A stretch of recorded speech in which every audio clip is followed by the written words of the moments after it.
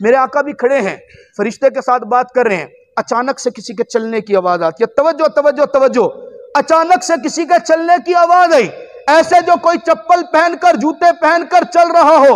मेरे आका ने कान लगाकर सुना, और सुनिएगा, तवज्जो कीजिएगा, मकाम जन्नत है, आवाज जूतों की है, सुनने वाले पैगंबर हैं, और पैगंबर सुनने के बाद पूछते हैं, ए जन्नत के दारोगे, यहां इस वक्त कौन चल रहा है, किसके चलने की आवाज है? फरिश्ता मुस्कुरा के कहता है, आका यहां तो कोई नहीं चल रहा। फरिश्ते कैसे कहता है कि चल नहीं रहा? मैं मोहम्मद चलने की आवाज सुन रहा हूं, क्या तुझे सुनने की आवाज नहीं आ रही? मुस्कुरा के कहता है, आका सुनने चलने की आवाज मैं भी सुन रहा हूं, चलने की आवाज आप भी सुन रहे हैं, लेकिन रब्बे काबा की कसम जन्नत के अंदर कोई चल नहीं रहा। पैगंबर ने पूछा, अगर जन्नत में चल कोई नहीं रहा तो आवाज किसकी है? मुस्कुरा के कहने लगा, प्यारे पैगंबर, ये आपके उस हबशा के काले गुलाम के जूतों के चलने की आवाज है, जो चल जमीन पर रहा है। मेरे अल्लाह ने जूतों की आवाज जन्नत में सुना दी है।